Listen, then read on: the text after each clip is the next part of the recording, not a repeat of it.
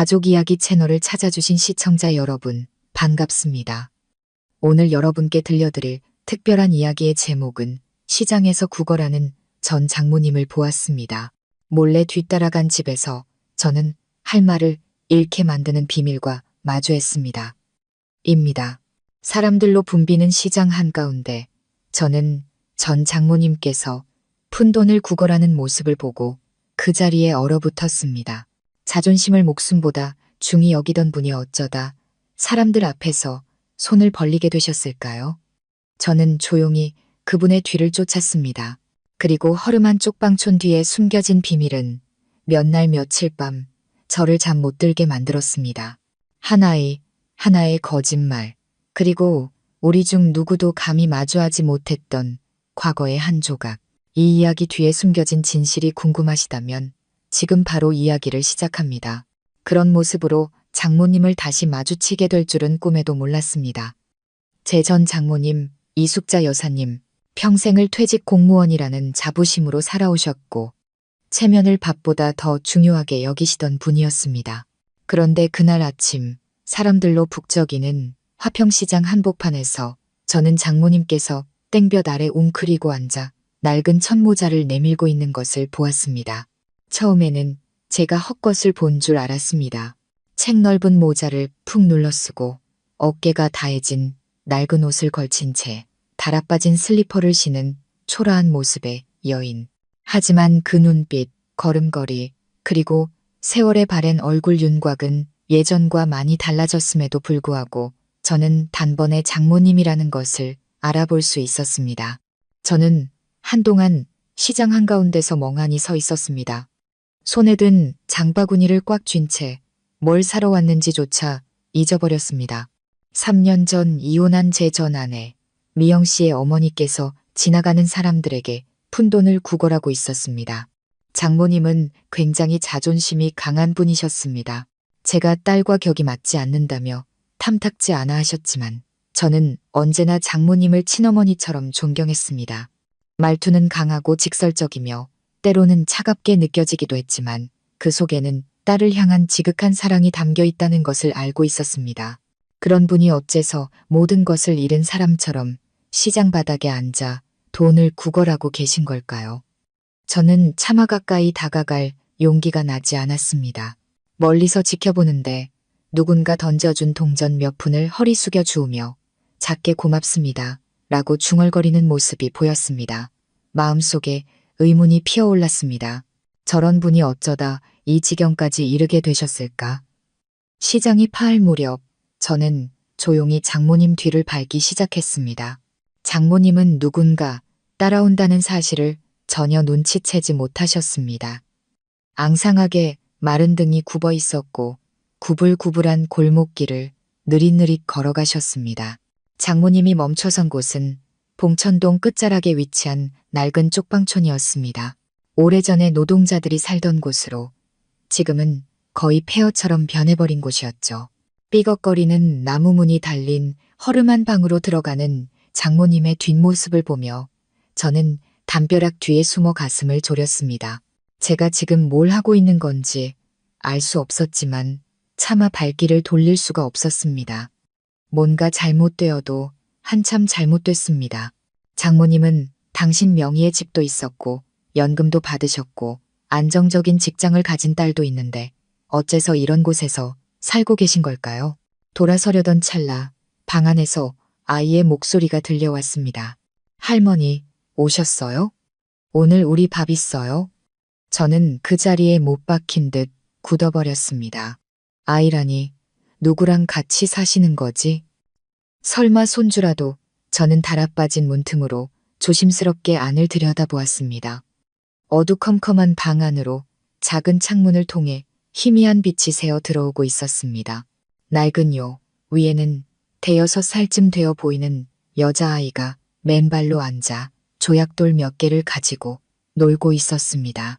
아이는 무척이나 말라 있었고 머리는 헝클어져 있었습니다. 이 여사님은 플라스틱 통을 열어 찬밥 위에 빛바랜 생선 조각 몇 개를 얹어 주었습니다. 호호 불어가며 아이에게 밥을 떠먹여 주셨습니다. 오늘은 밥 있지. 우리 강아지 많이 먹고 힘내야지. 저는 그 자리에 선 채 꼼짝도 할 수 없었습니다. 연민 때문인지 아니면 충격 때문인지 분간할 수 없었습니다. 저 아이는 누구지? 누구의 아이일까? 왜 장모님은 이렇게 숨어서 조용히 이토록 비참하게 살고 계신 걸까? 당장이라도 문을 박차고 들어가 모든 것을 묻고 싶었지만 마음 한구석에서 무언가가 저를 막아섰습니다. 혹시 나를 보고 창피해하시면 어떡하지? 혹시 내가 알아서는 안 될 비밀을 알게 되면 어떡하지? 그날 밤 집에 돌아와서도 머릿속이 윙윙거렸습니다. 일에 집중할 수도 잠을 이룰 수도 없었습니다. 질문 하나가 머릿속을 계속 맴돌았습니다. 그 아이는 누구의 아이일까? 미영 씨는 2년 전에 캐나다로 떠나 새로운 사람과 결혼했습니다. 이 여사님은 저에게 미영이가 유일한 자식이라고 하셨는데 그렇다면 저 아이는 대체 누구란 말인가? 그 후 일주일 동안 저는 매일 같은 시간에 시장을 다시 찾아갔습니다. 장모님은 여전히 그 자리에 그 낡은 모자를 쓰고 길거리의 먼지와 하나가 된 듯 조용히 앉아 계셨습니다. 하루에 구걸에서 버는 돈은 몇천 원 남짓, 그걸로 찬밥이나 말린 생선, 상하기 직전에 빵 같은 것을 사시는 듯 했습니다. 저는 몇 번이고 그 뒤를 따라 집까지 갔습니다. 늘 낡은 담벼락 뒤에 숨어서 장모님께서 녹슨 수도가에서 아이를 씻기고 손빨래를 하고 삐걱거리는 위에서 아이를 끌어안고 잠드는 모습을 지켜보았습니다. 제가 왜 이러는지 저 자신도 이해할 수 없었습니다. 모른 척해야 마땅했습니다. 우리는 이제 아무 관계도 아니니까요. 저에게는 새로운 가정이 있고 새로운 삶이 있었습니다. 아내는 제가 과거에 얽매이는 것을 싫어했고요. 하지만 한때 제 장모님이셨던 분이 정체 모를 아이와 함께 저렇게 비참하게 살고 있는 것을 보고도 외면할 수는 없었습니다. 저는 해답을 줄 수 있는 유일한 사람 미영 씨에게 연락하기로 결심했습니다. 저는 그녀에게 어머니와 관련된 긴급한 일이 있다고 이메일을 보냈습니다. 며칠 후 캐나다에서 전화가 걸려왔습니다. 미영 씨의 목소리는 우리의 결혼 생활을 끝낼 때처럼 차갑고 멀게만 느껴졌습니다. 무슨 일이에요? 저 바쁘니까 빨리 말해요. 저는 제가 본 것을 간략하게 설명했습니다. 수화기 너머는 한동안 조용했습니다.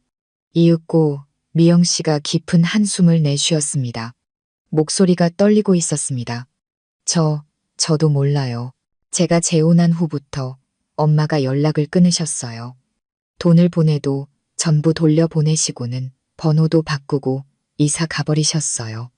아무리 찾아도 찾을 수가 없었어요. 엄마가 구걸을 하신다고요? 그 차가운 목소리 속에 억지로 참는 듯한 울음소리가 섞여 있었습니다. 저는 미영 씨가 무정한 사람이 아니라는 것을 알고 있었습니다. 그저 자신의 삶에 가장 상처가 덜한 방식을 선택했을 뿐. 그럼 그 아이는 누구예요? 제가 물었습니다. 미영 씨는 한참 동안 침묵했습니다. 그리고 이어진 그녀의 말은 제 등골을 서늘하게 만들었습니다. 설마 내 아이. 제가 더 무언가를 묻기도 전에 전화는 끊겼습니다. 미영 씨의 마지막 말은 경고음처럼 제 머릿속을 계속 맴돌았습니다. 설마 내 아이. 저는 다리에 힘이 풀리는 것을 느꼈습니다. 만약 그게 사실이라면 왜 미영 씨는 모르고 있었을까? 왜 이 여사님은 그 사실을 숨겼을까? 그리고 무엇보다 미영 씨는 지금 캐나다에서 새 남편과 안정적으로 살고 있는데 왜 두 모녀는 이토록 비극적인 상황에 처하게 된 걸까? 다음 날 오후 저는 다시 그 쪽방촌을 찾았습니다. 이번에는 밖에서 서성이지 않았습니다. 낡은 방문 앞에 서서 심호흡을 한 뒤 가볍게 3번 노크를 했습니다. 대답이 없었습니다. 저는 좀 더 세게 다시 노크했습니다. 잠시 후 문이 빼꼼히 열리고 이 여사님의 얼굴이 나타났습니다. 노안 때문인지 아니면 저를 바로 알아보지 못해서인지 눈을 가늘게 뜨셨습니다. 장모님은 저를 빤히 쳐다보셨습니다. 마치 자신의 눈을 믿지 못하겠다는 듯이. 한참 후에야 장모님은 낮은 한숨과 함께 갈라진 목소리로 말했습니다. 자네인가? 저는 고개를 끄덕였습니다.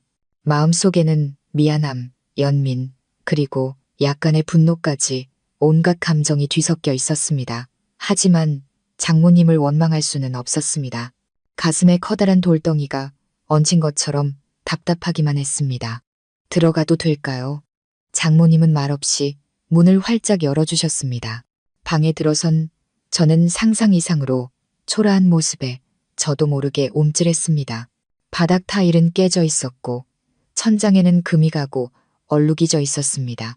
낡은 선풍기가 힘없이 돌아가고 있었고 방구석에는 찌그러진 냄비 몇 개가 놓인 휴대용 가스레인지가 보였습니다.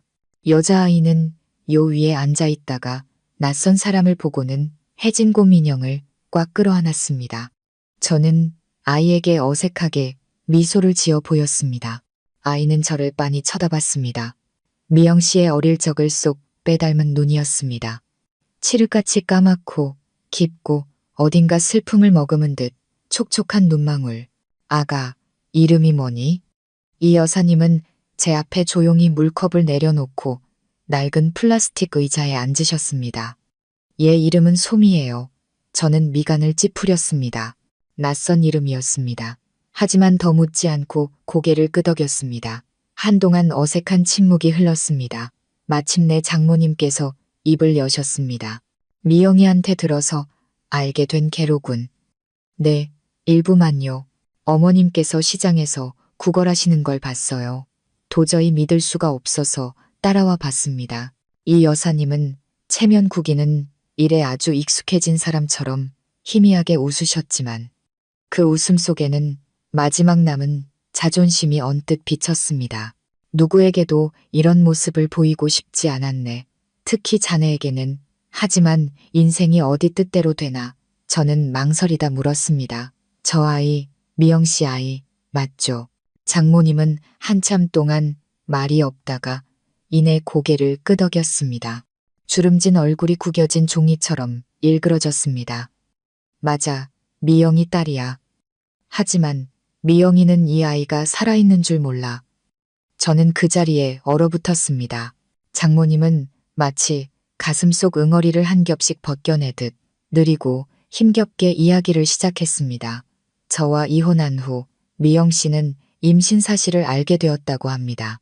하지만 그때 그녀는 이미 오래전부터 계획했던 대로 캐나다로 건너가 새 출발을 하기로 마음먹은 상태였습니다. 미래의 걸림돌이 될까봐, 사람들의 손가락질이 두려워서, 그리고 족쇄가 될까봐 아이를 원치 않았다고 합니다. 아이를 지우려 했지만 장모님께서 막으셨다고요. 이 여사님은 저를 올려다보셨습니다. 눈가는 붉게 충혈되었지만 눈물은 한 방울도 흐르지 않았습니다. 내가 몰래 다른 병원으로 데려갔어. 내 이름으로 입원해서 아이를 낳게 했지. 아이를 낳은 후에 미영이에게는 아이가 병으로 죽었다고 말했어. 미영이는 그 말을 믿고 뒤도 돌아보지 않고 떠나버렸고 마치 머리를 한 대 세게 얻어맞은 듯한 충격이었습니다. 그럼 몇 년 동안 어머님 혼자 아이를 키우신 거예요. 장모님은 고개를 끄덕였습니다. 목소리가 감정 때문인지 피로 때문인지 가늘게 떨렸습니다. 처음에는 연금이 있어서 그럭저럭 살만했어. 그런데 내가 신부전증 진단을 받고 아무것도 할 수 없게 됐지. 연금은 전부 약값으로 들어가고 집까지 팔아서 병원비를 대다가 결국 여기로 오게 된 거야. 미영이가 보내주는 돈은 다 돌려보냈어. 혹시라도 의심할까봐 무서워서. 그리고 이 아이가 자기를 버렸던 엄마의 인생에 다시 얽히게 하고 싶지 않았어. 저는 망연자실한 채 앉아 있었습니다. 태어나서 처음으로 무슨 말을 해야 할지 정말 몰랐습니다.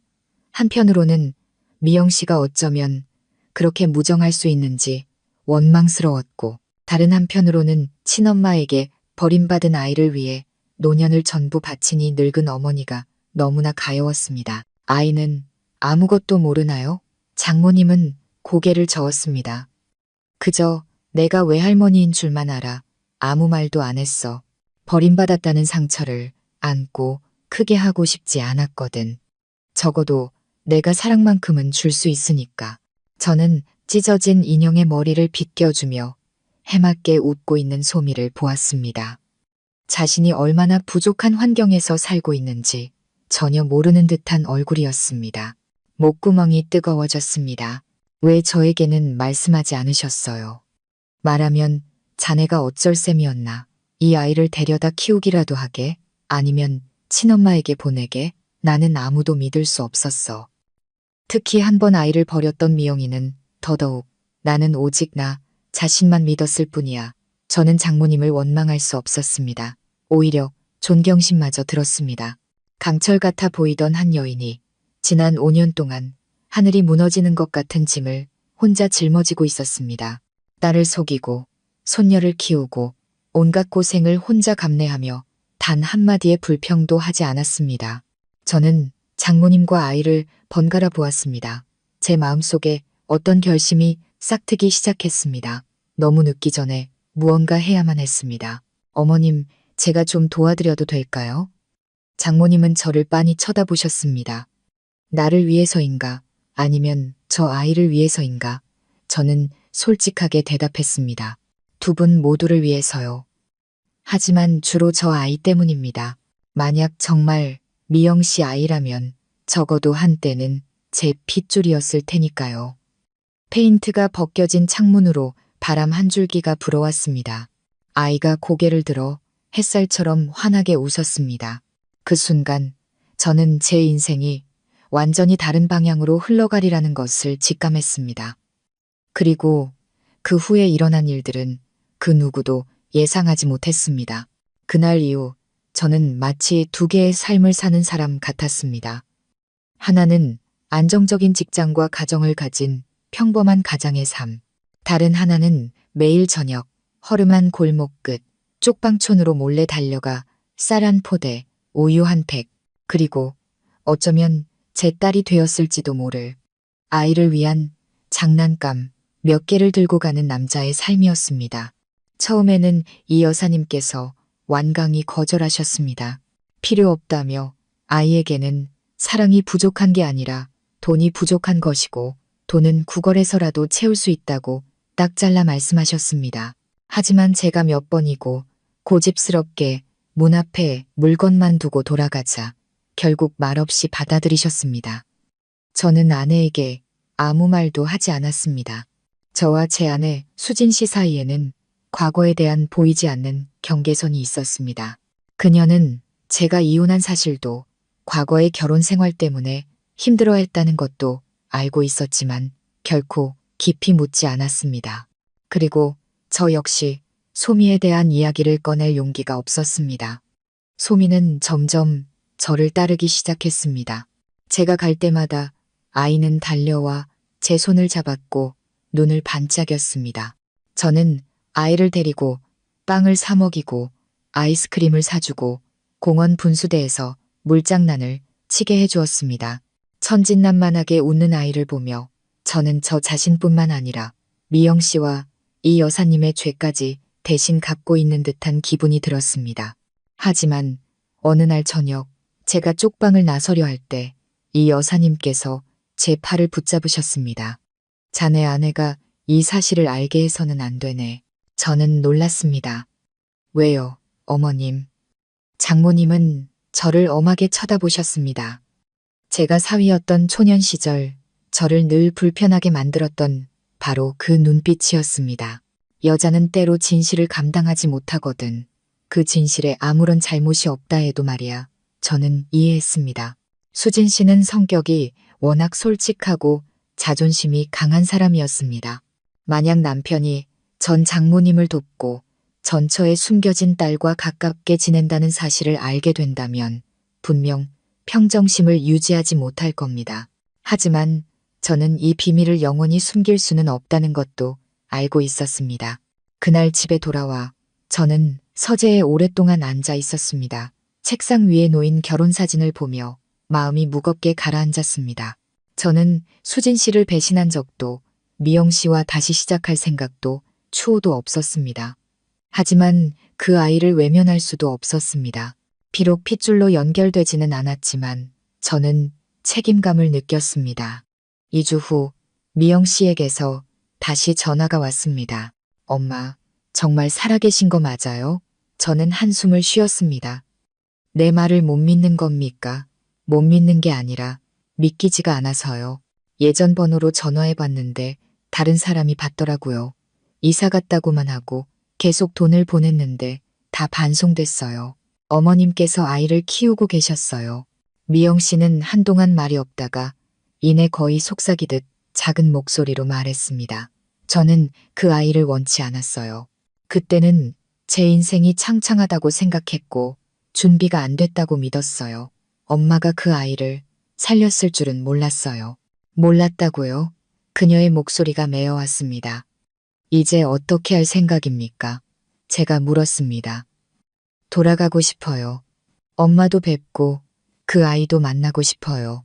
저는 이 일이 언젠가는 터질 줄 알았지만 이 여사님께서 동의하실지는 미지수였습니다. 장모님께서 진실을 숨긴 것은 회피가 아니라 아이를 버림받았다는 상처로부터 보호하기 위해서였습니다. 미영 씨의 등장은 모든 것을 엉망으로 만들 수도 있었습니다. 저는 미리 장모님께 전화를 드렸습니다. 예상대로 장모님은 한참 동안 침묵하시더니 말씀하셨습니다. 안 돼. 만나게 할 수 없어. 하지만 아이의 친엄마잖아요. 그렇기 때문에 더더욱 안 돼. 그 애는 한 번 아이를 버렸어. 이제 와서 돌아오면 뭐가 달라지지? 아이를 다시 빼앗아가기라도 하겠다는 건가? 미영 씨는 그런 사람 아니에요. 자네가 어떻게 아나? 어떻게 장담하지? 이 여사님의 목소리가 날카로워졌습니다. 아이는 내가 만들어준 세상에서 살았어. 자기가 버림받아서가 아니라 사랑으로 태어났다고 믿고 있단 말이야. 그 믿음을 깨뜨리지 마. 저는 아무 대답도 할 수 없었습니다. 장모님도 이해가 갔고 미영 씨도 이해가 갔습니다. 하지만 이제는 모든 것을 마주해야 할 때라는 것을 알았습니다. 이틀 후 미영 씨가 귀국했습니다. 저에게는 아무 말 없이 호텔 주소만 문자로 보내왔습니다. 다음 날 아침 저는 작은 카페에서 그녀를 만났습니다. 미영 씨는 많이 야위어 있었습니다. 옅은 화장을 했지만 눈은 퀭했습니다. 저를 보고도 웃지 않고 고개만 까딱했습니다. 우리가 함께 살던 마지막 날들처럼 침묵이 흘렀습니다. 아직도 나 미워해요? 미영 씨가 물었습니다. 저는 고개를 저었습니다. 아니요, 다 지난 일이에요. 그녀는 창밖을 보며 입술을 깨물었습니다. 아이를 지키지 못해서 미안해요. 저는 아무 말도 하지 않았습니다. 너무 늦은 사과였지만 아예 없는 것보다는 낫다고 생각했습니다. 아이를 만나고 싶어요. 한 번만이라도 보게 해주세요.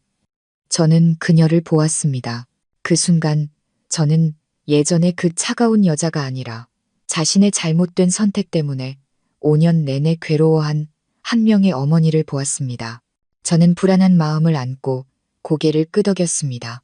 그날 저녁 저는 다시 쪽방촌을 찾았습니다.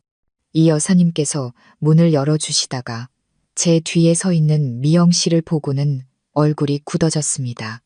네가 여긴 어쩐 일이냐? 미영 씨는 고개를 숙였습니다. 아이, 얼굴만 잠깐 보고 갈게요. 정말 잠깐만요. 엄마라니, 나를 엄마라고 부르지 마라. 장모님은 으르렁거리듯 말했습니다.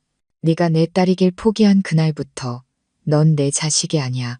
제가 나서서 말리려던 순간 등 뒤에서 아이의 목소리가 들려왔습니다.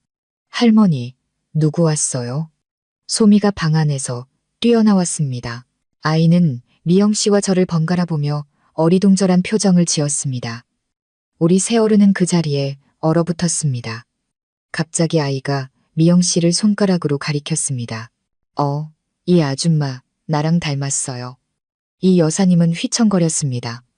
미영 씨는 그대로 무릎을 꿇고 주저앉아 떨리는 손으로 아이를 끌어안았습니다.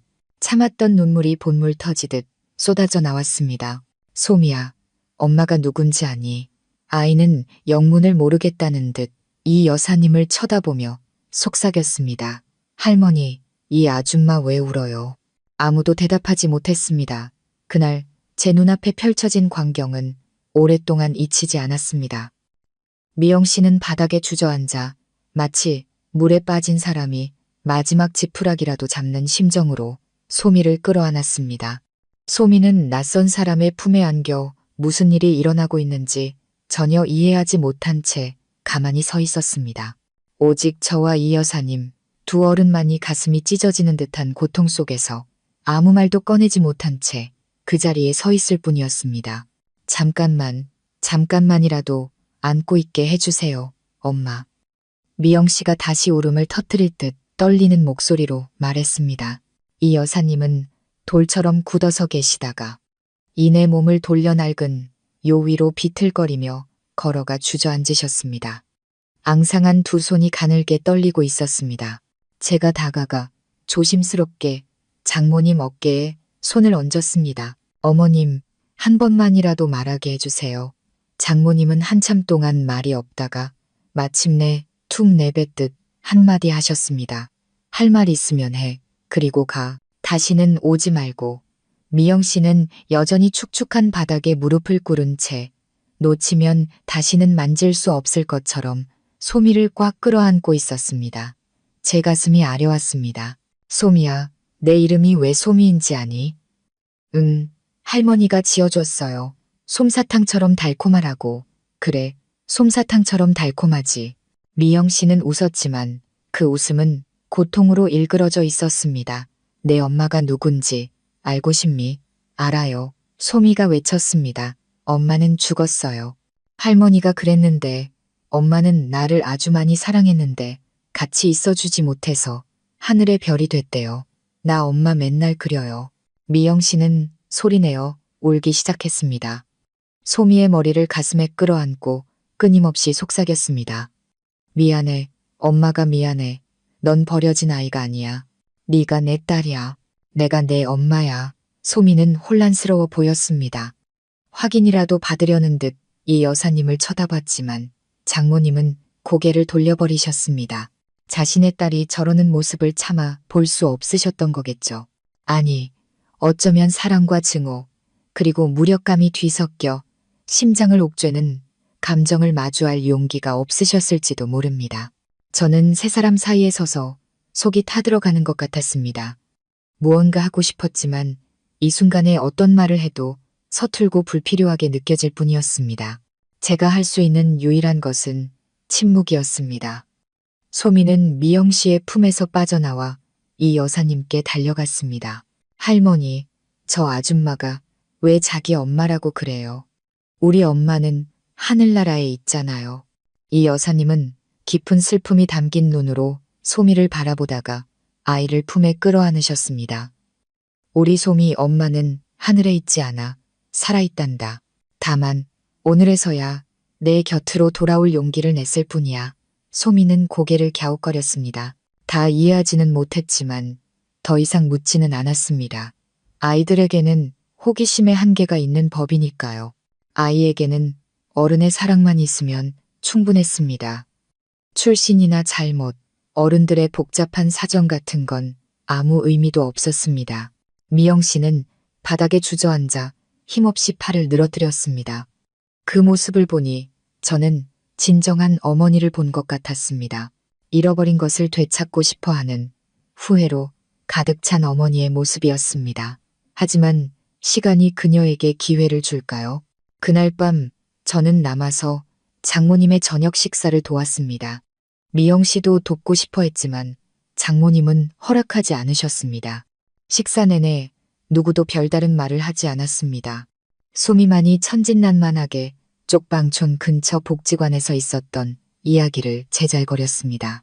선생님이 그림 그리는 법을 가르쳐 주셨다며 엄마는 별이고 할머니는 공주님, 그리고 저는 슈퍼맨이라고 그린 그림을 자랑했습니다. 그 말을 듣고 저는 씁쓸하게 웃었습니다. 이 여사님은 얼음장처럼 차가운 표정이셨고 미영 씨만이 다시 눈물을 터뜨렸습니다. 눈물이 소리 없이 찬밥 위로 뚝뚝 떨어졌습니다. 돌아가기 전 미영 씨는 문 앞에서 한참을 서성이다가 장모님을 돌아보며 떨리는 목소리로 말했습니다. 제가 잘못한 거 알아요. 하지만 이 아이가 없었던 것처럼 살 수는 없어요. 제발, 제가 만회할 시간을 주세요. 장모님은 대답하지 않았습니다. 미영 씨는 저를 돌아보며 간절한 눈빛으로 말했습니다. 부탁이에요. 아내분께는 아무 말도 하지 말아주세요. 제발요. 저는 마음이 복잡했지만 고개를 끄덕였습니다. 쉽사리 빠져나올 수 없는 소용돌이 속으로 점점 더 깊이 들어가고 있다는 것을 알았지만 여기서 외면한다면 평생 저 아이에게 죄책감을 안고 살게 될 것 같았습니다. 미영 씨는 호텔로, 저는 집으로 돌아왔습니다. 제가 집에 들어섰을 때 아내 수진 씨가 거실에서 책을 읽고 있었습니다. 그녀는 저를 쳐다보았습니다. 눈빛이 날카로웠습니다. 오늘도 늦었네. 요즘 당신 좀 이상해. 무슨 일 있어요? 저는 순간 멈칫했다가 반사적으로 미소를 지었습니다. 아무것도 아니야. 요즘 회사 일이 좀 바빠서. 수진 씨는 더 이상 묻지 않았지만 의심하고 있다는 것을 알 수 있었습니다. 아내의 직감은 틀리는 법이 없으니까요. 제가 얼마나 더 이 비밀을 숨길 수 있을지 저 자신도 몰랐습니다. 일주일 후 미영 씨가 다시 만나자고 했습니다. 이번에는 키가 크고 점잖아 보이는 말끔한 차림의 남자를 데리고 왔습니다. 이쪽은 제 지금 남편 상우 씨예요. 이 사람한테는 전부 다 말했어요. 저는 놀랐습니다. 남자는 저와 악수를 하며 온화한 목소리로 말했습니다. 감사합니다. 그 아이를 외면하지 않아 주셔서 쉽지 않은 일인 줄 압니다. 하지만 괜찮으시다면 저희가 장모님께 소미를 다시 데려올 수 있도록 허락을 받고 싶습니다. 제 귀가 멍해지는 것 같았습니다. 아이를 데려온다고? 데려간다고? 저는 허름한 쪽방촌을 떠올렸습니다. 그곳에는 체면까지 버려가며 푼돈을 구걸해 외손녀를 지켜온 한 할머니가 있었습니다. 만약 소미가 더 나은 환경에서 학교도 다니고 부모님과 함께 살게 된다면 그게 더 좋은 일이 아닐까요? 하지만 저는 이 여사님께서 절대 동의하지 않으리라는 것도 알고 있었습니다. 그리고 올 것이 오고야 말았습니다. 그날 저녁 제가 쪽방에 도착했을 때 방문은 활짝 열려 있었고 살림살이가 어지럽게 널려 있었습니다. 이 여사님께서 바닥에 쓰러져 가슴을 부여잡고 웅크리고 계셨습니다. 얼굴은 새하얗게 질려 있었습니다. 저는 비명을 지르며 달려 들어갔습니다. 소미는 옆에 앉아 울부짖고 있었습니다. 할머니, 할머니 왜 그래요? 저는 이 여사님을 안아 올렸습니다. 몸이 깃털처럼 가벼웠고 손발은 얼음장처럼 차가웠습니다.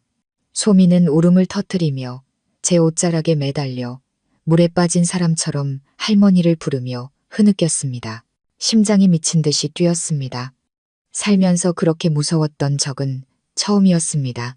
저는 겨우 주머니에 돈을 챙겨 넣고 장모님께 얇은 겉옷을 걸쳐드린 뒤 골목 밖으로 뛰쳐나가 택시를 불렀습니다. 가는 내내 가장 가까운 병원에 전화를 걸었습니다. 차 안에서 저는 장모님의 손을 꽉 잡았습니다. 마르고 거친 손, 오랜 관절염으로 마디마디가 굽은 손이었습니다. 소미는 옆에 조용히 앉아 찢어진 곰, 인형을 꽉 끌어안고 있었습니다.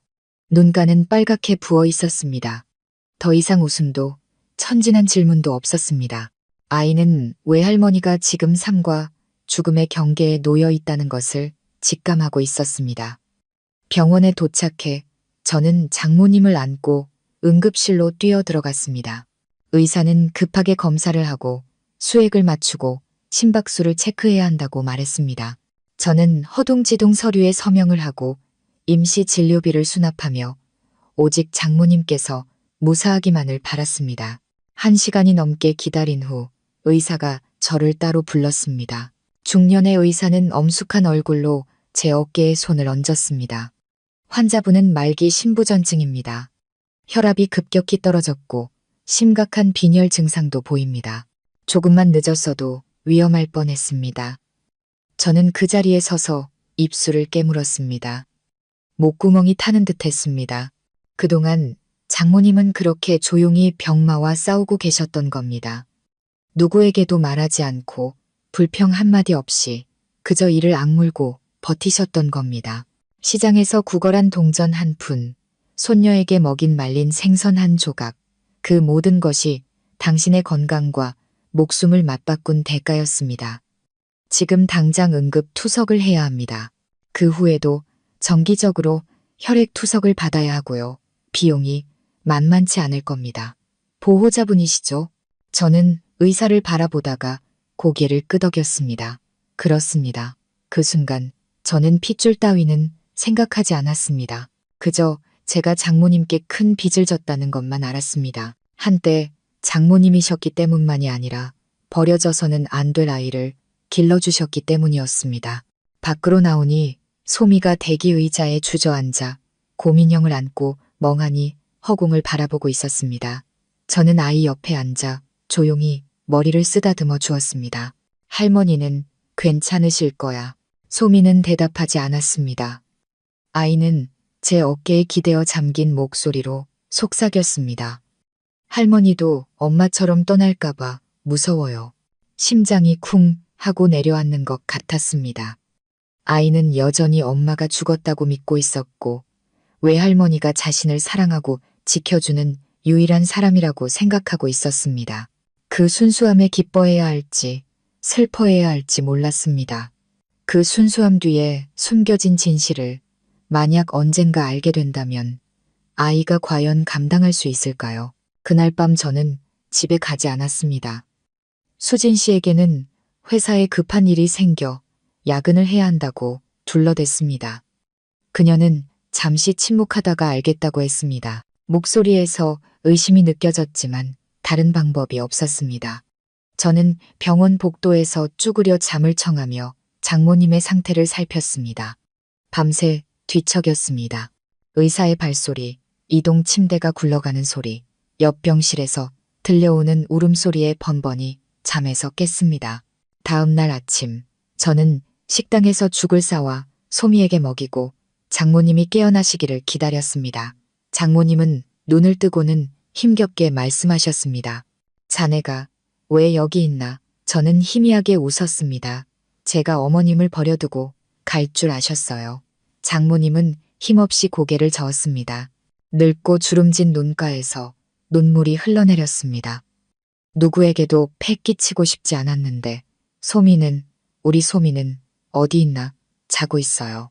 제가 다 알아서 했으니 어머님은 푹 쉬세요. 장모님은 제 손을 잡으셨습니다. 마르고 거친 손이었지만 이상하게 따뜻했습니다. 미안하네. 자네에게 숨겨서 자네가 알면 또 과거에 얽매일까봐 두려웠어. 저는 장모님의 손을 마주 잡았습니다. 저는 이제 과거는 신경 쓰지 않아요. 지금 어머님과 소미가 어떻게 지내시는지가 중요할 뿐이에요. 아무 걱정 마세요. 장모님은 고개를 끄덕이고는 피곤한 듯 눈을 감으셨습니다. 그 순간 저는 장모님의 희미한 눈 속에서 반짝이는 빛을 보았습니다. 아마도 혼자가 아니라는 사실에 조금은 마음이 놓이셨던 거겠죠. 그날 오후 미영 씨가 찾아왔습니다. 흰 셔츠에 머리를 단정하게 묶은 그녀의 얼굴은 눈에 띄게 수척해져 있었습니다. 그녀가 병실에 들어섰을 때 이 여사님은 힐끗 쳐다보더니 고개를 돌려버리셨습니다. 소미는 환하게 외쳤습니다. 아줌마다 할머니 보러 왔어요. 미영 씨는 소미를 끌어안고 떨리는 목소리로 말했습니다. 응, 할머니 보러 왔어. 저는 미영 씨를 복도로 데리고 나가 작게 말했습니다. 어머님 몸이 많이 약해지셨어요. 더 이상 충격받게 하지 마세요. 미영 씨는 씁쓸한 눈빛으로 고개를 끄덕였습니다. 한마디만 하고 갈게요. 미영 씨는 침대 가까이 다가가 잠시 서 있다가 조용히 말했습니다. 죄송해요, 엄마. 제가 잘못했어요. 엄마가 용서하시든 안 하시든 다시는 엄마를 버려두지 않을 거예요. 제가 엄마도 소미도 책임질 방법을 찾을게요. 저에게 아이를 맡기시든 아니든 저는 여기 있을 거예요. 장모님은 대답하지 않으셨지만 이불을 쥔 손에 힘이 들어가는 것을 보았습니다. 아주 약간의 흔들림, 아주 약간의 동요, 용서하기에는 아직 부족했지만 변화의 시작일지도 몰랐습니다.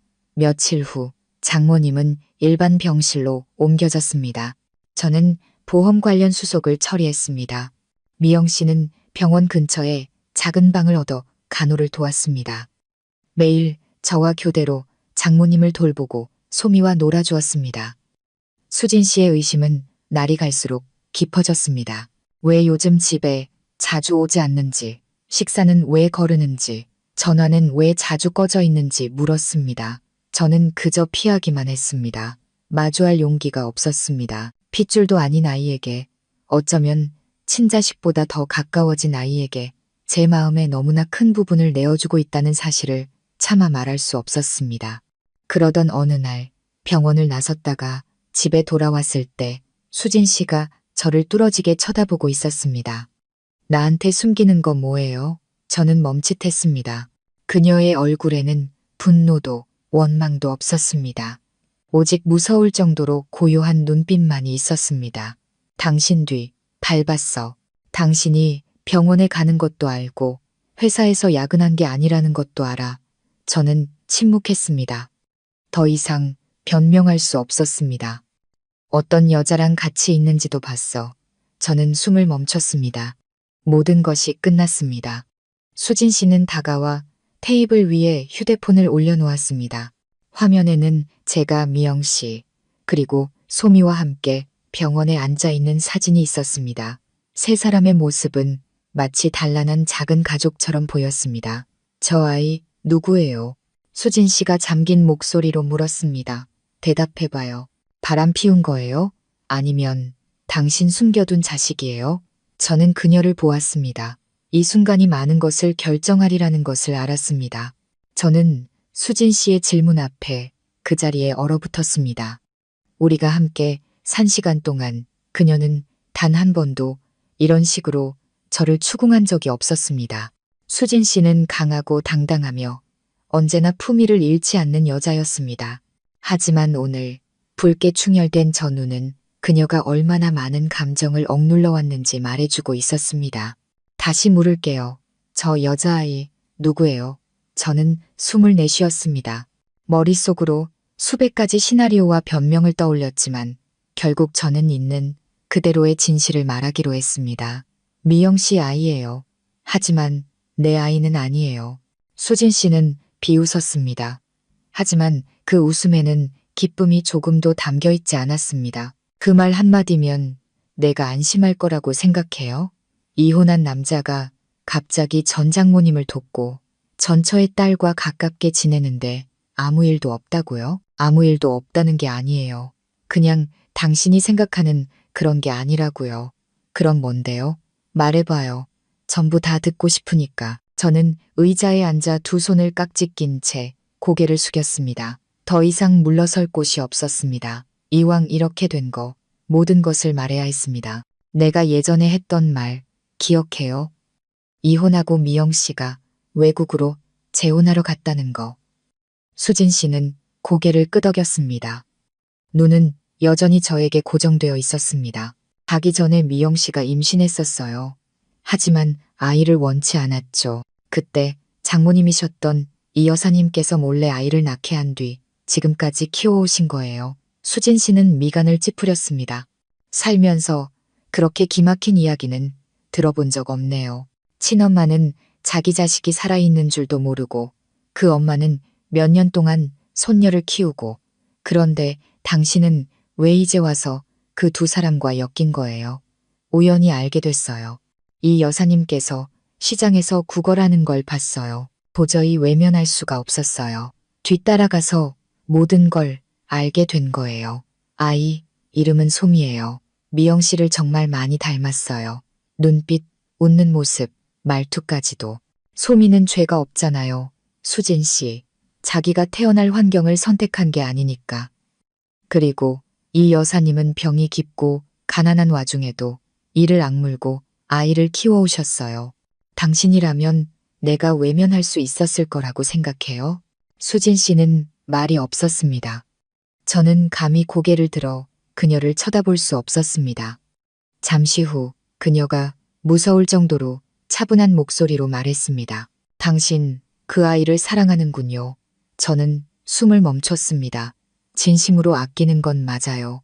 하지만 당신이 생각하는 그런 사랑은 아니에요. 변명할 필요 없어요. 이제 알겠으니까 수진 씨는 일어섰습니다. 결국 당신은 처음부터 끝까지 과거에서 벗어난 적이 없었던 거네요. 그저 숨기려고 애썼을 뿐. 물어볼게요. 만약 그 할머니가 아프지 않았다면, 그 아이가 가난하지 않았다면, 그래도 당신이 돌아갔을까요? 저는 대답할 수 없었습니다. 저 자신도 확신할 수 없었기 때문입니다.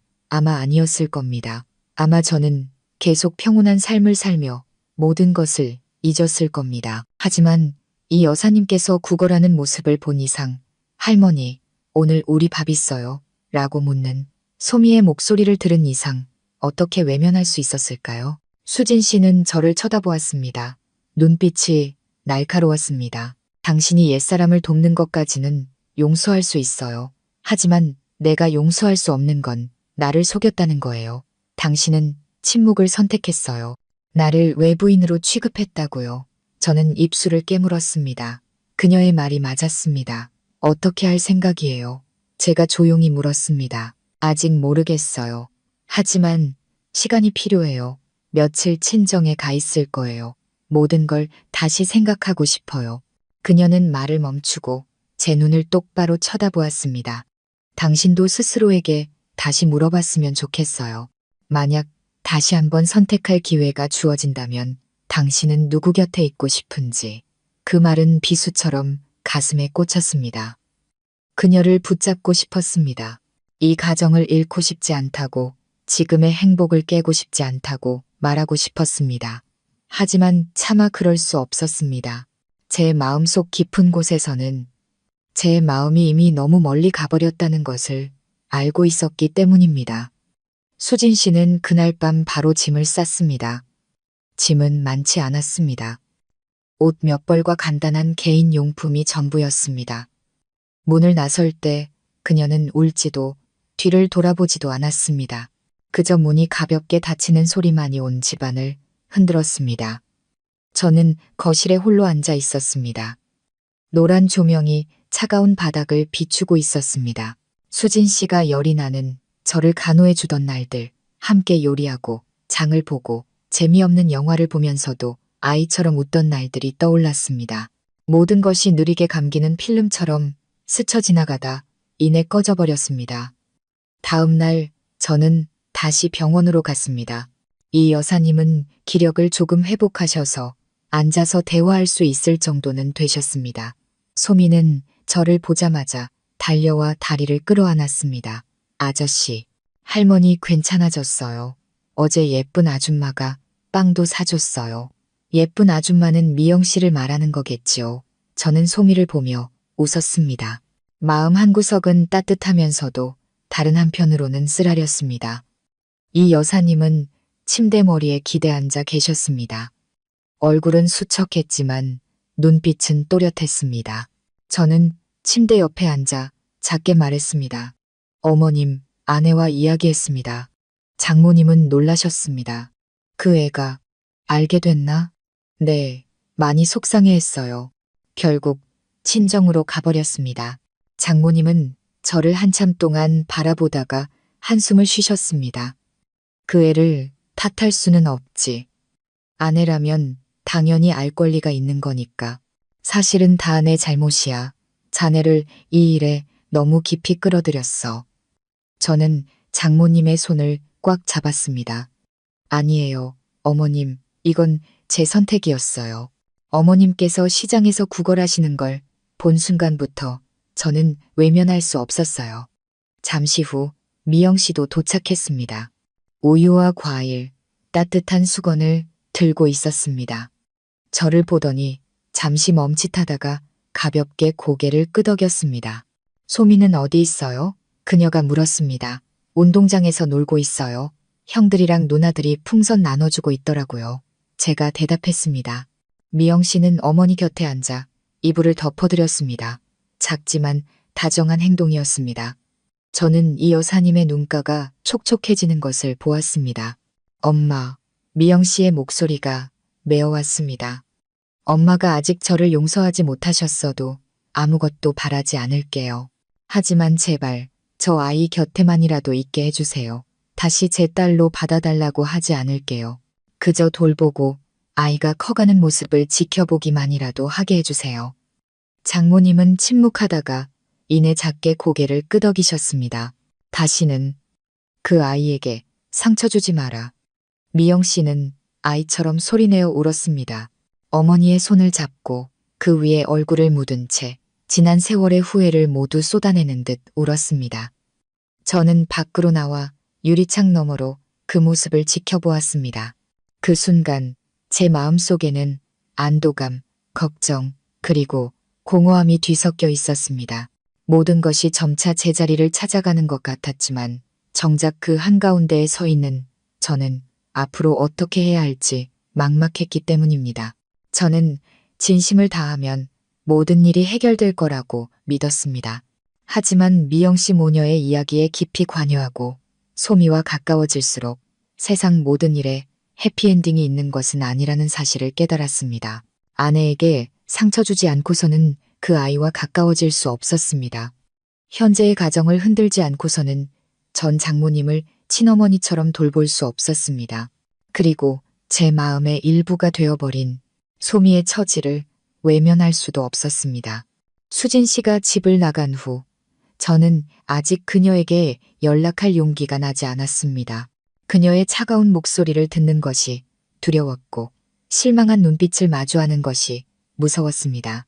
어떤 잘못은 배신에서 오는 것이 아니라 너무 오랜 침묵으로 인해 곁에 있는 사람의 신뢰를 잃게 만드는 데서 비롯됩니다. 그날 아침 저는 일찍 병원으로 갔습니다. 이 여사님은 정기적인 검사를 위한 병동으로 옮겨져 있었습니다.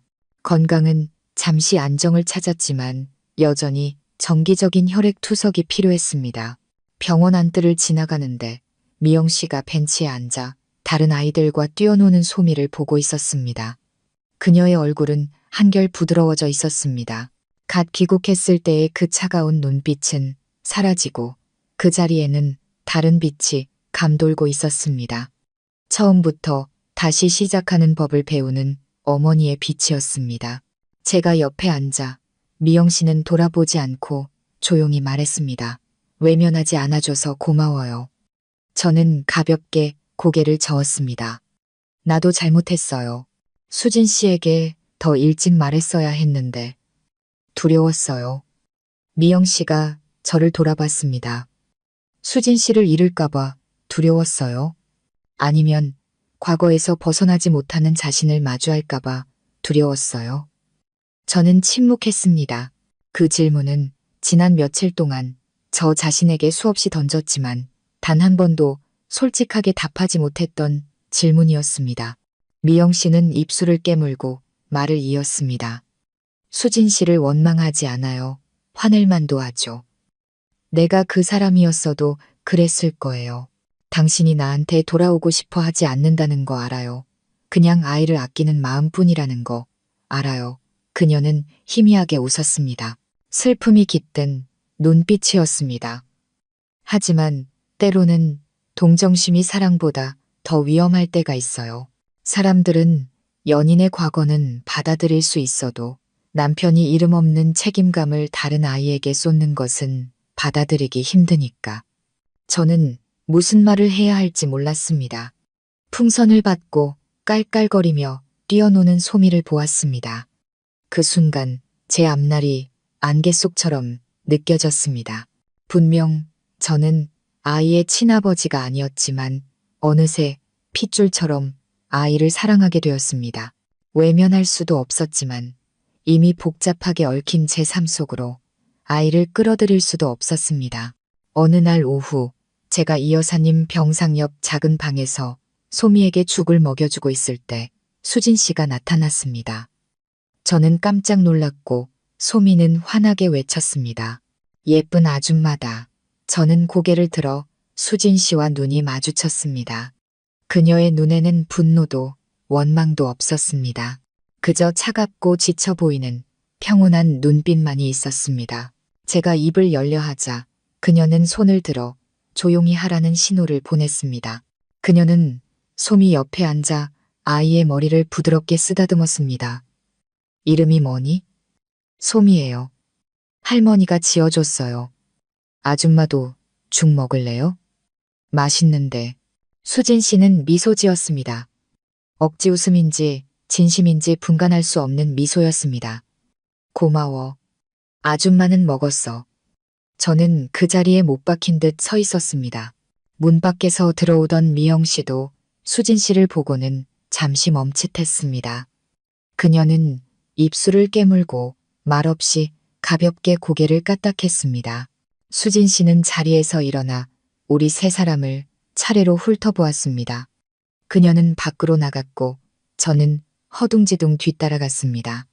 여긴 어쩐 일이에요? 수진 씨가 돌아섰습니다. 목소리는 낮았지만 분명했습니다. 저 아이를 봐야 했어요. 내 남편을 매일같이 변하게 만든 사람이 누군지 내 눈으로 확인하고 싶었어요. 난 변하지 않았어요. 그냥 수진 씨가 말을 끊었습니다. 당신은 내가 알던 남편이 아니에요. 예전에 당신은 모든 일에 투명한 사람이었지만 지금의 당신은 내가 한 발짝도 들어갈 수 없는 세계를 등 뒤에 짊어지고 있어요. 단 한 발짝도. 제 눈시울이 뜨거워졌습니다. 변명하고 싶었지만 어떤 말도 소용없을 것 같았습니다. 수진 씨가 말을 이었습니다. 만약 당신이 저 아이를 아버지처럼 사랑한다면 내가 당신과 함께 아이를 키울 수도 있겠다고 생각했어요. 내가 저 아이의 두 번째 엄마가 되어주는 상상도 했었고요. 하지만 깨달았어요. 당신은 공유하고 싶어 하지 않는다는 걸. 당신 혼자 모든 걸 짊어지려고 하잖아요. 내가 끼어들 틈이 없어요. 일부러 숨긴 게 아니에요. 수진 씨, 제 목소리가 메었습니다. 당신 마음고생하게 하고 싶지 않았을 뿐이야. 하지만 결국 마음고생은 했잖아요. 모든 일에서 배제당해서 더 힘들었다고요. 수진 씨는 저를 한참 동안 바라보다가 마지막 말을 남겼습니다. 당신에게 선택을 강요하지는 않을게요. 대신 내가 내 선택을 할 거예요. 내 곁에 있는 사람의 마음이 다른 곳에 가 있는 결혼 생활은 하고 싶지 않아요. 그곳이 하나이든 옛사람이든 내 자리는 더 이상 없는 것 같네요. 그녀는 뒤돌아 걸어갔습니다. 노란 조명이 희미하게 비추고 안내 방송이 울려 퍼지는 병원 복도 한가운데 저 혼자 남겨졌습니다. 그날 밤 저는 집에 돌아가지 않았습니다. 병원에 남았습니다. 투석을 마치고 잠든 이 여사님을 보고 미영 씨의 품에서 곤히 잠든 소미를 보며 제 마음이 두 조각으로 찢어지는 것 같았습니다. 한쪽은 수진 씨를 붙잡고 가정을 지키고 싶어 했고 다른 한쪽은 제가 버릴 수 없는 이 사람들 곁에 머물고 싶어 했습니다. 저는 영웅도 고결한 사람도 아니었습니다. 그저 제 감정 속에서 길을 잃은 한 사람일 뿐이었습니다. 인생에서 가장 힘든 것은 갈림길에서 한 방향을 선택하는 것이라고 생각했습니다. 하지만 더 잔인한 것은 그곳에 너무 오래 서 있다가 결국 모든 길이 막혀버리는 것이었습니다. 수진 씨가 떠난 지 사흘이 지났지만 저는 아직 연락하지 못했습니다. 화가 나서도 자존심 때문도 아니었습니다.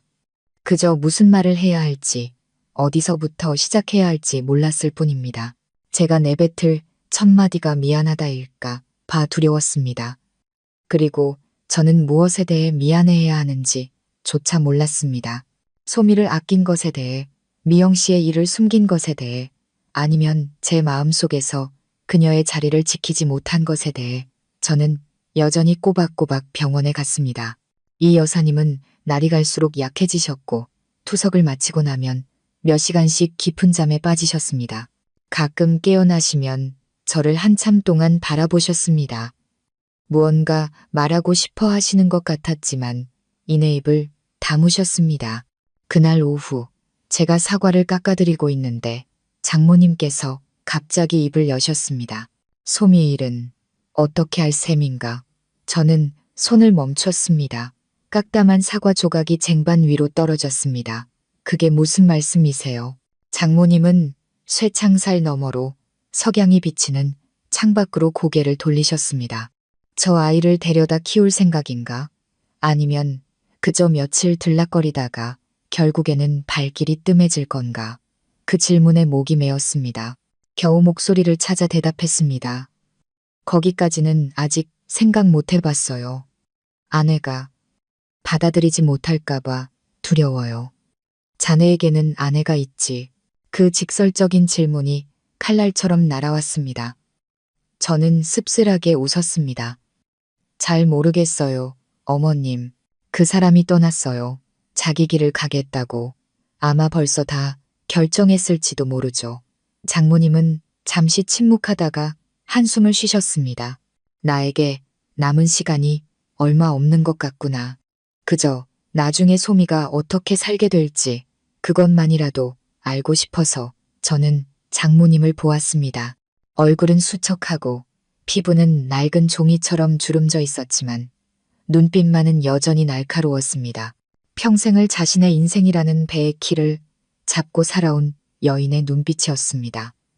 다만 이제는 그 키를 꽉 잡을 힘이 남아있지 않을 뿐 저는 조용히 말했습니다. 어떻게 되든 소미는 제가 책임지겠습니다. 다른 아이들처럼 모든 것을 다 해줄 수는 없겠지만 버림받게 하지는 않을 거라고 약속합니다. 장모님은 고개를 끄덕이고 눈을 감으셨습니다. 저는 잠드신 줄 알았는데 다시 입을 여셨습니다. 미영이가 변한 것 같기는 하지만 나는 아직 그 애가 엄마가 될 용기가 있는지 확신할 수 없어. 저는 반박하지 않았습니다. 장모님의 말이 틀리지 않았다는 것을 알았기 때문입니다. 미영 씨는 후회하고 돌아왔지만 여전히 한때 자신의 아이를 버리고 무심하게 떠났던 사람이었습니다. 그날 밤 저는 장모님 곁을 지켰습니다. 소미는 침대 구석에서 달아빠진 고민형을 안고 웅크리고 있었습니다. 잠결에 아이는 베개에 얼굴을 묻고 할머니를 중얼거렸습니다.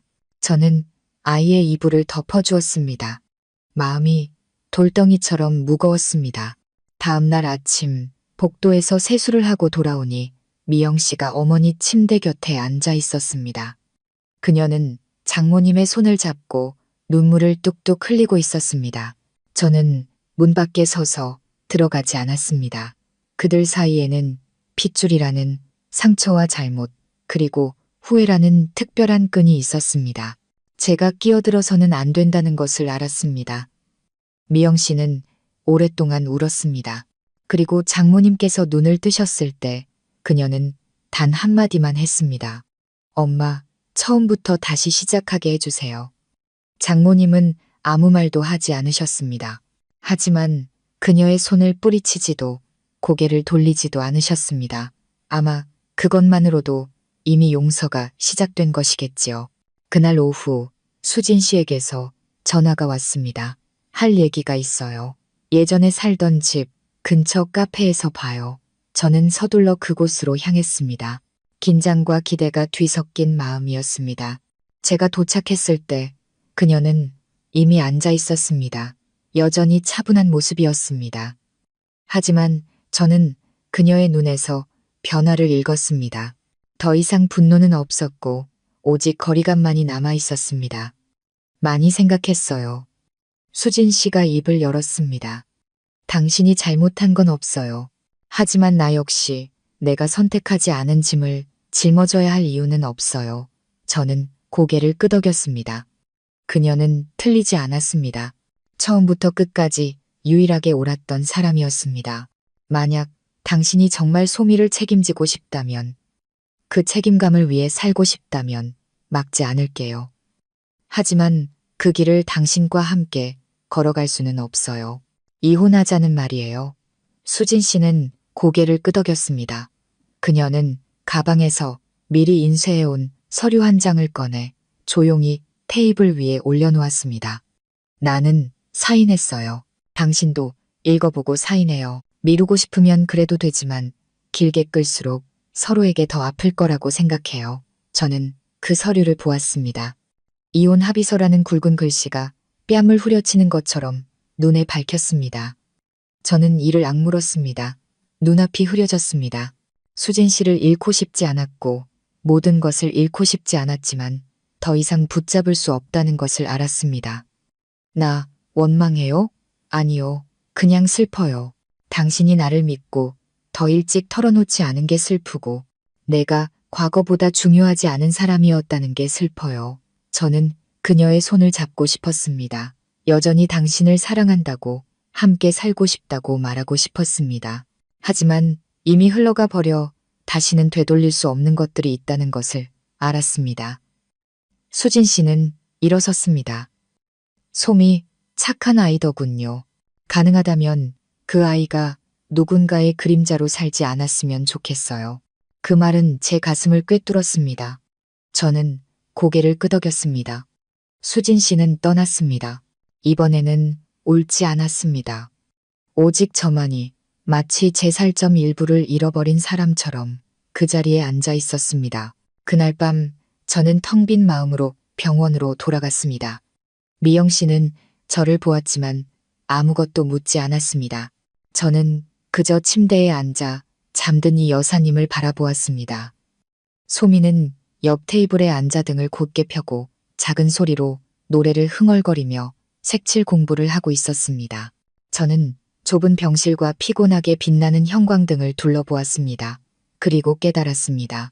내일부터 저는 다른 인생을 살게 될 것이라는 것을. 더 이상 안 해도 한때 꿈꾸었던 따뜻한 가정도 없지만 저를 숨쉬는 것처럼 필요로 하는 한 아이가 있는 삶을. 수진 씨와의 마지막 만남 후 저는 기계처럼 이혼 서류에 서명했습니다.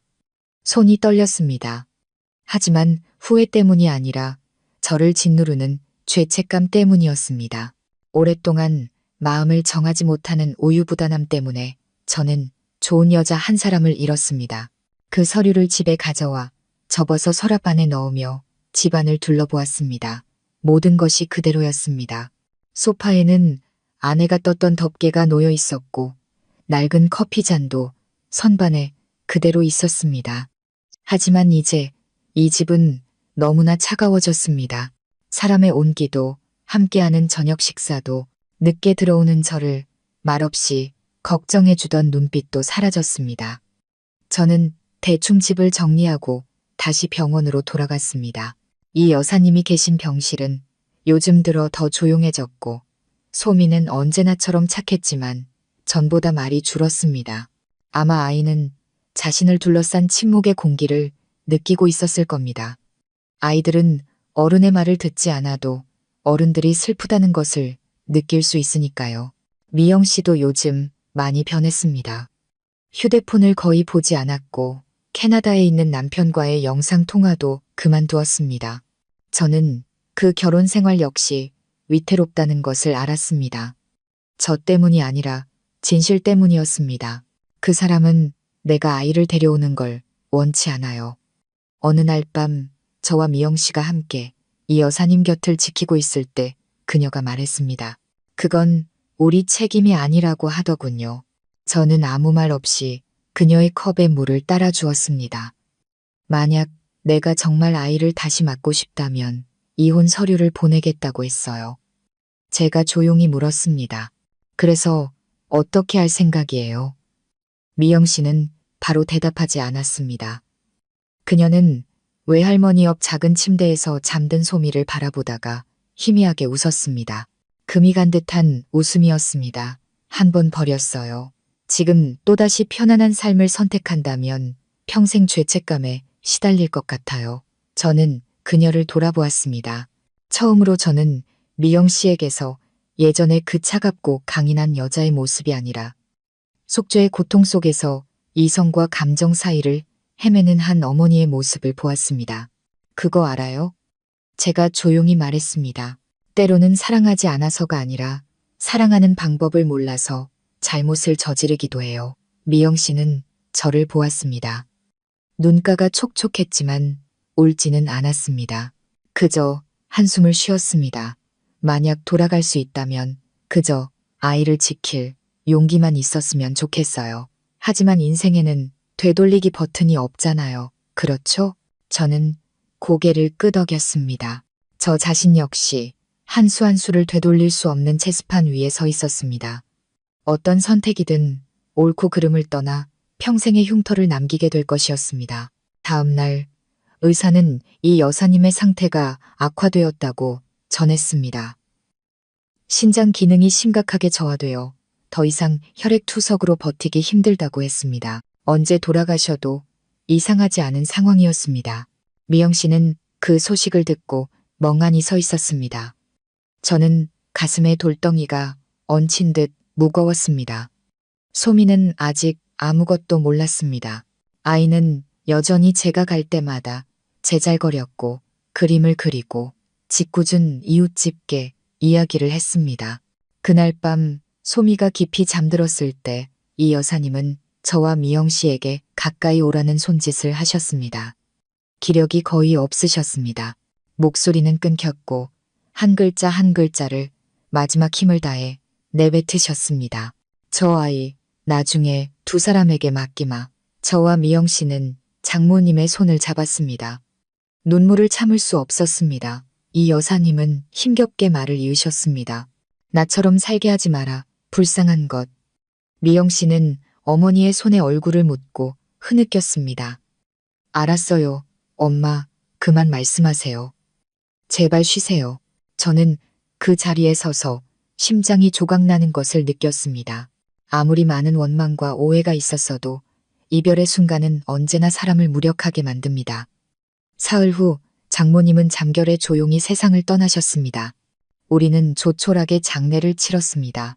친척도 거의 없었고 쪽방촌 이웃 몇 분이 오셔서 마지막 길을 배웅해 주셨습니다. 저는 모든 절차를 처리했고 미영 씨는 제사를 준비하고 영정사진을 챙겼습니다. 소미는 아직 상황을 잘 이해하지 못했습니다. 아이는 그저 물었습니다. 할머니 어디 갔어요? 아저씨? 제가 조용히 대답했습니다. 할머니는 아주 먼 곳으로 쉬러 가셨어. 하지만 언제나 소미를 지켜보고 계실 거야.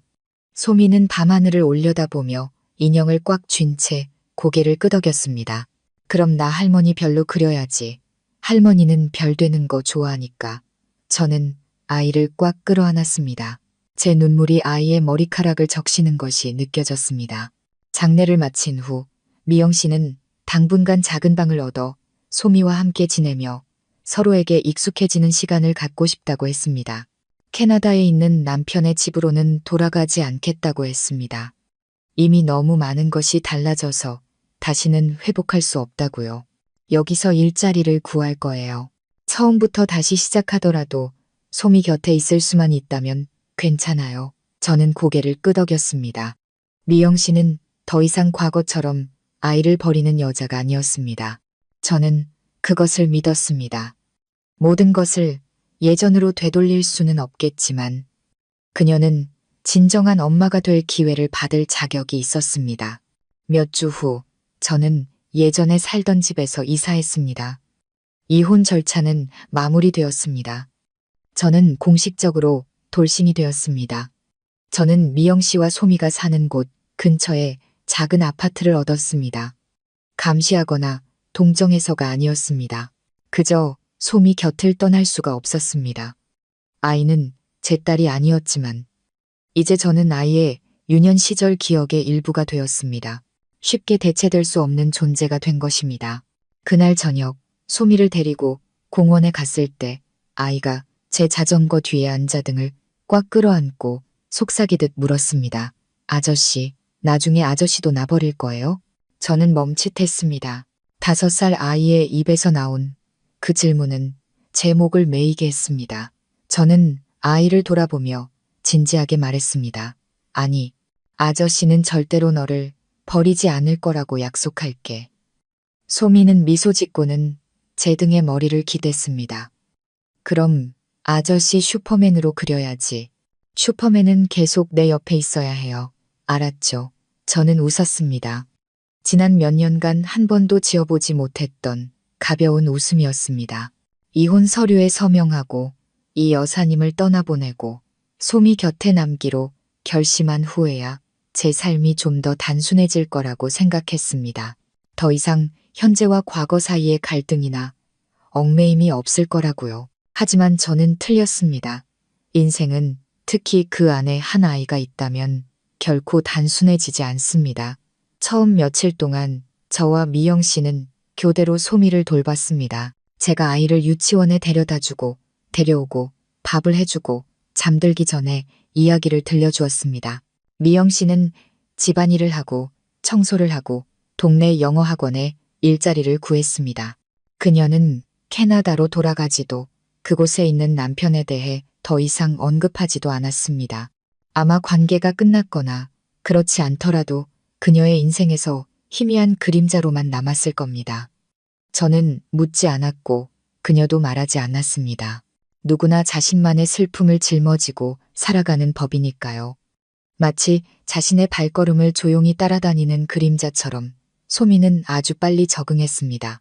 아이는 아마 외할머니의 차분한 성격을 물려받았나 봅니다. 많이 떼를 쓰지도 울지도 않았습니다. 그저 새끼 밥 잘 먹고 함께 놀아주고 매일 밤 이야기를 들려주면 하루 종일 깔깔거리며 웃었습니다. 어느 날 자전거로 아이를 데려오면서 물었습니다.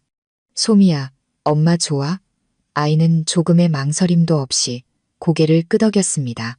네, 좋아요. 엄마는 이야기 맨날 해주고 아침마다 이마에 뽀뽀도 해줘요. 엄마는 할머니랑 많이 닮았는데 잔소리는 안 해요. 저는 웃음을 터뜨렸지만 아이의 다음 말에 그 자리에 굳어버렸습니다. 근데 나는 아저씨가 제일 좋아요. 저는 아이를 돌아보았습니다. 아이의 눈은 반짝였고 입은 활짝 웃고 있었습니다. 기뻐해야 할지 울어야 할지 몰랐습니다. 6살도 안 된 아이가, 평생 친부모의 부재 속에서 살아온 아이가 핏줄도 섞이지 않은 사람에게 모든 신뢰를 보내고 있었습니다. 그것은 행복인 동시에 말로 다할 수 없는 압박감이었습니다. 그날 밤 아이가 잠들었을 때 저와 미영 씨는 작은 방 발코니에 앉아 있었습니다. 가을밤 시원한 바람이 불었고 가끔 마른 나무잎이 창틀을 스쳐 지나갔습니다. 미영 씨는 저에게 따뜻한 차를 따라주며 말했습니다. 제가 예전에 많은 잘못을 저지른 거 알아요. 하지만 이제는 만회하고 싶어요. 다시는 어디 가지 않을 거예요. 다른 사람을 선택하지도 않을 거고요. 오직 아이 곁에서 살고 싶어요. 당신은요? 저는 그녀를 보았습니다. 몇 년 만에 처음으로 그녀의 눈에서 무심함이나 날카로움, 혹은 무언가를 숨기는 듯한 기색을 찾아볼 수 없었습니다. 그녀의 눈은 맑고 지쳐 보였지만 진심이 담겨 있었습니다. 급하게 대답하지 않아도 돼요. 저 때문에, 소미 때문에 당신이 많은 것을 잃었다는 거 알아요. 만약 당신이 떠나고 싶다면 잡지 않을게요. 하지만 만약 남아준다면 고맙다는 말 외에는 아무것도 바랄 수 없을 것 같아요. 저는 창밖의 어둠을 바라보았습니다. 저는 고결한 사람이 아니었습니다. 이기적이었고 나약했고 제가 뭘 원하는지 몰라서 다른 사람에게 상처를 주기도 했습니다. 하지만 이제 모든 질문에 대한 답을 찾았습니다. 어디 안 가요? 제가 말했습니다. 큰 약속은 할 수 없어요. 아이 인생에 없었던 아버지를 대신할 수도 없겠죠. 하지만 매일 여기 있을게요. 소미가 평범한 아이처럼 살 수 있도록 필요한 건 뭐든지 할 거예요. 미영 씨는 아무 말 없이 주머니에서 손수건을 꺼내 조용히 눈물을 닦았습니다. 그 눈물은 나약한 여자의 눈물이 아니라 잃어버렸던 삶의 일부를 되찾은 어머니의 눈물이었습니다. 그때부터 저와 미영 씨는 마치 한 아이를 함께 키우는 두 명의 좋은 친구처럼 살았습니다.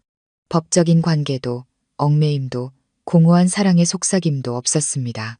오직 작고 끈기 있고 꾸준한 행동들만이 소미에게 온전한 유년 시절을 만들어주기 위해 조금씩 쌓여갔습니다.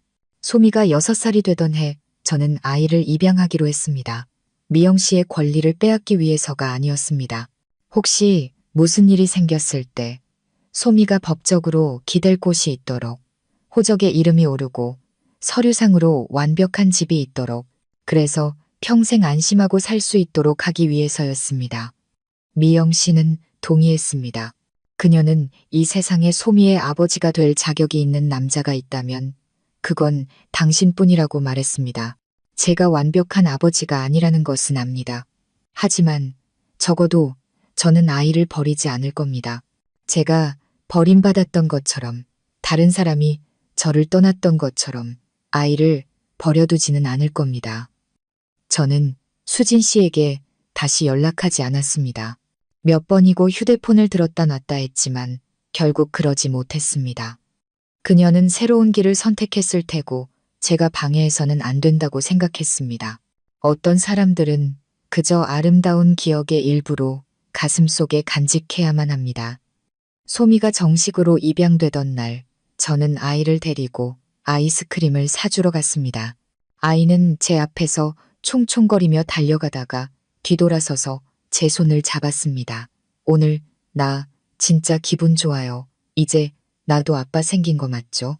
저는 웃으며 고개를 끄덕였습니다. 오늘부터 넌 아빠 딸이야. 아이는 고개를 갸웃거렸습니다.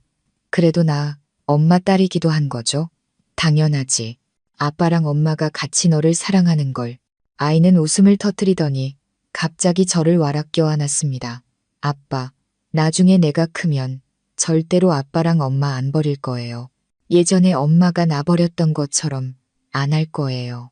그 순수한 말에 목이 메었습니다. 잠시 후에야 저는 조용히 말할 수 있었습니다. 고마워, 딸. 하지만 아무것도 약속할 필요 없어. 그저 행복하고 착하고 사랑할 줄 아는 사람으로만 자라주면 아빠랑 엄마는 더 바랄 게 없어. 그날 밤 저는 소미를 안고 잠이 들었습니다. 아이의 평온한 얼굴을 보며 생각했습니다. 인생에 다시 시작할 기회가 주어진다면 모두가 그 기회를 잡는 것은 아니지만 만약 잡게 된다면 다시는 놓지 말아야 한다고. 인생에는 예상치 못한 전환점이 있습니다. 영원히 떠난 줄 알았던 사람이 다른 모습으로 돌아오기도 합니다.